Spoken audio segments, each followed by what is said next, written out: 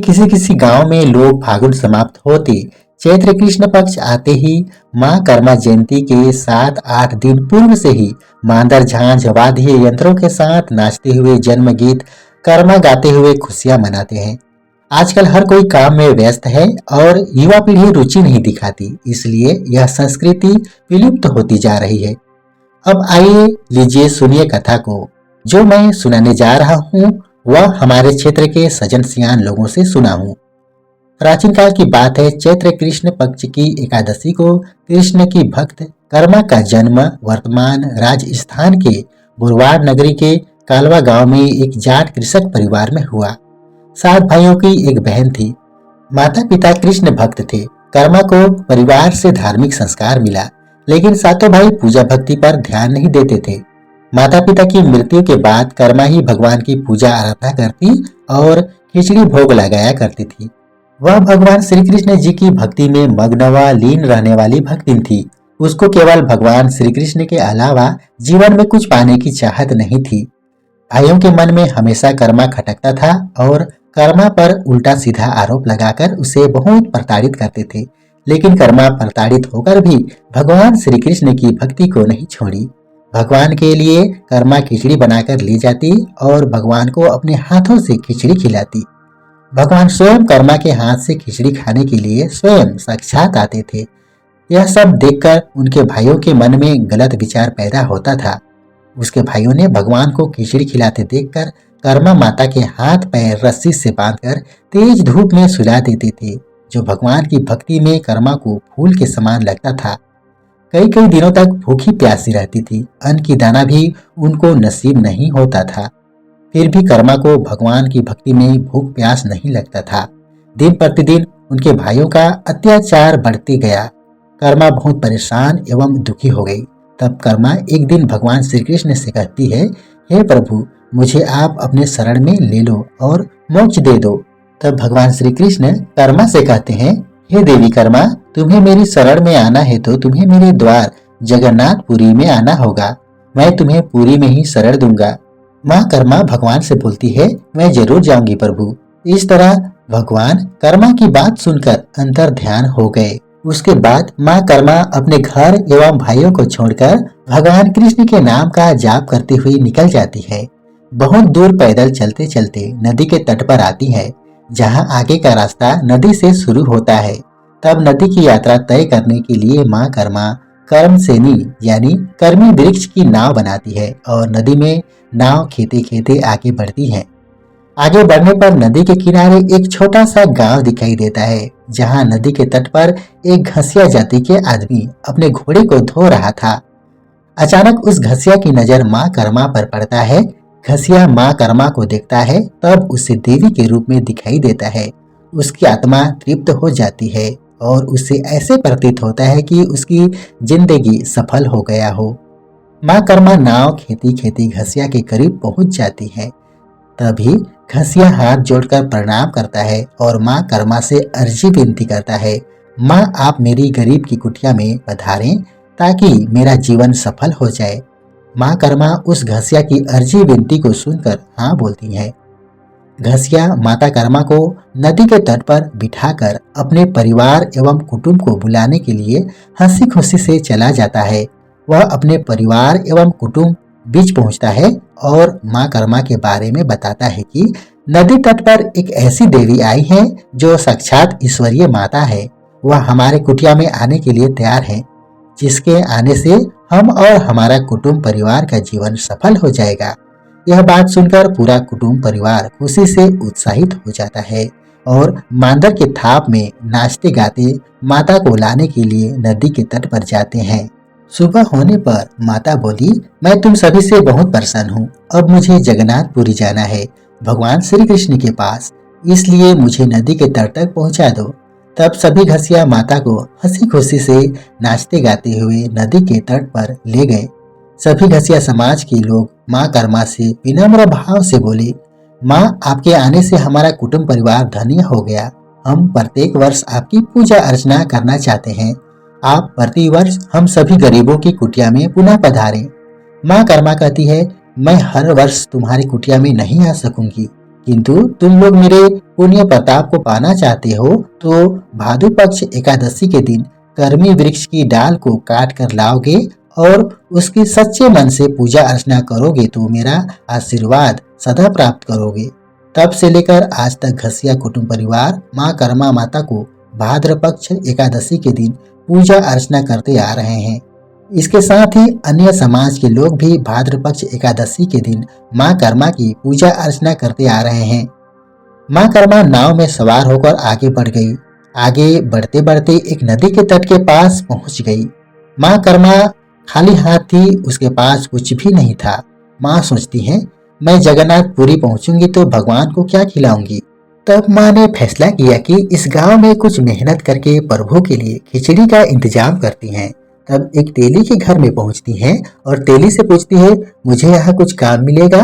तेली माँ कर्मा को देखता है। माँ कर्मा पतली दुबली देवी के रूप में एवं निर्मल दिखाई देती है।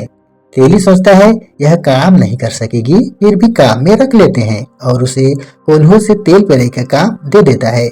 माँ कर्मा उसी दिन से काम करना शुरू कर देती हैं। माँ कर्मा के काम को देखकर वह तेली एवं वहाँ काम करने वाले लोग आश्चर्यचकित हो जाते हैं। एक बूढ़ी सी पतली दुबली औरत देखते ही देखते 50 आदमी के काम को पल भर में ही कर देती है। उस दिन से ही तेली की दिन दुगुनी रात चौगुनी तरक्की होने लगा। उसकी संपन्नता देखकर दूसरों को जलन होती थी, इसलिए उस तेली को फंसाने और उनके तेल के व्यापार को ठप करने का षड्यंत्र रचा गया।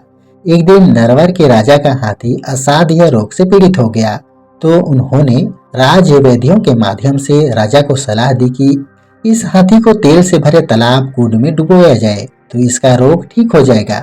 राजा ने सभी तेलकारों अर्थात तेल बेचने वालों को आदेश दिया कि इस तालाब कुंड में अपना अपना तेल तब तक डालो जब तक कि यह भर नहीं जाता है।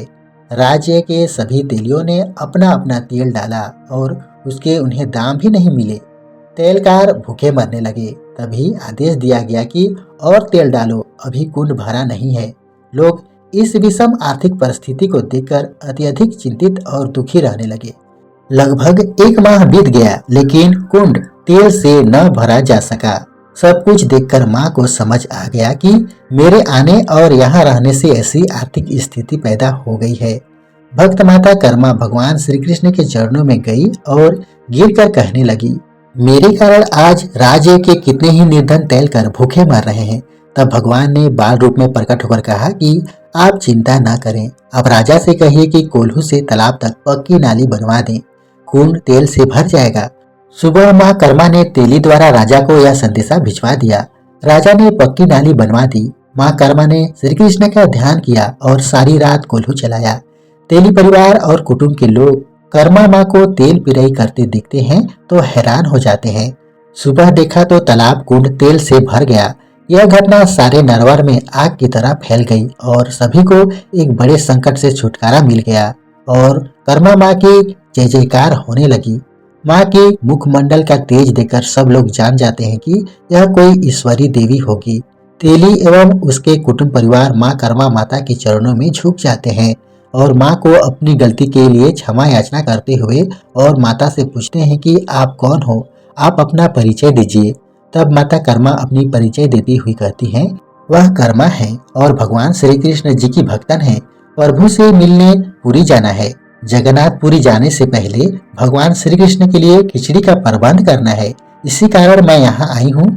यह बात सुनकर तेली कुटुंब परिवार अपने आप पर शर्मिंदा होते हैं और माता से अपनी भूल पर क्षमा मांगते हैं। उसके पश्चात तेली कुटुंब परिवार धन वस्त्र एवं अन्य सभी प्रकार की वस्तुएं देने की बात करते हैं। माँ कर्मा उन लोगों के आदर भाव को देखकर प्रसन्न हो जाती हैं और कहती हैं, मुझे कुछ नहीं चाहिए, अगर मुझे कुछ देना है तो थोड़ा सा प्रभु के लिए खिचड़ी बनाने के लिए अन्न दे दें और मुझे नदी के तट पर छोड़ दो। तेली परिवार कर्मा माता के कहने के अनुसार थोड़ा सा अन्न पोटली में बांधकर माँ को नदी के तट पर छोड़ देते हैं। इस दिन से ही कर्मा को माता कर्मा बाई के नाम से जाना जाता है। वह तालाब को धर्मा तलैया कहा जाने लगा। बाद में राजा ढोला को जब साधु संतों और नगर के लोगों से माँ कर्माबाई की कृष्ण भक्ति का चमत्कार ज्ञात हुआ तो वह शर्म और पश्चाताप करने लगा। माँ उसी नाव में बैठकर पुरी के लिए आगे प्रस्थान करती हैं। और माँ कर्मा जगन्नाथपुरी पहुंच जाती हैं। पुरी पहुंचकर माँ अत्यंत प्रसन्न होती हैं कि बहुत दिनों के बाद प्रभु के दर्शन होंगे। जब माँ कर्मा जगन्नाथ मंदिर में प्रवेश करने के लिए जाती हैं तो वहाँ का पुजारी पंडा उसको जाने से रोक देता है। पुजारी की नज़र में माँ कर्मा बूढ़ी पागलों की तरह अस्त व्यस्त वस्त्र पहनी दिखाई देती हैं, इसलिए पुजारी उसे खरी खोटी कहकर मंदिर से भगा देता है। माँ कर्मा बहुत ही मायूस होकर भगवान श्री कृष्ण जी को पुकार लगाती हैं, हे भगवान, मैं आपके मंदिर के दरबार तक आ गई, लेकिन मुझ अभागिन को आपके दर्शन नहीं हो सकी। प्रभु, आपके मंदिर के पुजारी ने मुझे आपके दर्शन करने से रोक दिया और मैं आपके पास नहीं पहुंच सकी। आपको ही मेरे पास आना होगा। प्रभु, मैं आपके लिए समुद्र तट पर खिचड़ी बना रही हूँ। भगवान श्री कृष्ण अपने भक्तिन कर्मा का इंतजार बहुत दिनों से कर रहे थे। पुजारी के व्यवहार से प्रभु बहुत दुखी हुए और प्रभु अपने धाम मंदिर को छोड़कर माँ कर्मा के पास चले गए। जब माँ कर्मा प्रभु को दिखी तो उनके चरणों में गिर गई और उसकी आंखों से आंसू निकल आए। भगवान श्री कृष्ण जी को बैठाकर श्रद्धा भाव से खिचड़ी खिलाने लगी और प्रभु खिचड़ी खाने लगे। मंदिर में जब पुजारी पूजा के लिए मंदिर का दरवाजा खोला तो पुजारी आश्चर्यचकित रह गया कि भगवान श्री कृष्ण की प्रतिमा मंदिर में नहीं है। यह बात पुरी में आग की तरह फैल गई और भगवान को सभी जगह ढूंढने लगे, लेकिन भगवान कहीं नहीं मिले। तभी पुजारी को याद आया कि मंदिर में एक बूढ़ी पगली सी एक औरत आई थी और मेरे भगाने के कारण समुद्र की तट की ओर गई है। यह बात सभी लोग सुनकर समुद्र तट की ओर गए और वहां सभी लोगों ने देखा कि एक बूढ़ी सी औरत भगवान श्री कृष्ण जी को खिचड़ी खिला रही है। यह देख सभी को अत्यंत दुख हुआ और माता कर्मा से बारंबार क्षमा याचना करने लगे। पुजारी भगवान श्री कृष्ण जी से विनय करने लगते हैं, हे प्रभु, आप मंदिर में अपने स्थान पर विराजें। श्री कृष्ण जी ने कहा, मैं मंदिर जरूर जाऊंगा, लेकिन सबसे पहले भोग मेरी भक्तिन कर्मा की लगेगी, उसके पश्चात मुझे लगेगा। पुजारी प्रभु की बात को स्वीकार किया। प्रभु ने सभी से कहा, आप सभी चलिए, मैं मंदिर में आ जाऊंगा। माँ कर्मा भगवान श्री कृष्ण से प्रार्थना करती हुई कहती हैं, हे प्रभु, मेरी इस दुनिया में आपके अलावा कोई नहीं है, इसलिए मुझे आप अपनी शरण में ले लो। तभी भगवान श्री कृष्ण माँ कर्मा को ज्योति रूप में अपने हृदय में अंतर ध्यान कर लेते हैं। तत्पश्चात भगवान श्री कृष्ण अपने मंदिर में वापस अपने स्थान में विराजते हैं। तेली साहू और सारथी यानी घसिया समाज में माँ कर्मा देवी की कथा प्रचलित है। इसके अलावा अन्य आदिवासी और गैर आदिवासी लोग भी इसी तरह के कर्मा माँ की कथा बताते हैं। यह कथा उनमें से ही एक है। किंवदंती मान्यता और क्षेत्र के हिसाब से कथा में थोड़ा अंतर हो सकता है। कर्मा पूजा का पर्व संपूर्ण छत्तीसगढ़, उड़ीसा, मध्य प्रदेश के मंडला जिला छोटा नागपुर का पठार में हर्षोल्लास के साथ विभिन्न जाति संप्रदायों के द्वारा मनाया जाता है। जय माँ कर्मा, जय श्री कृष्ण।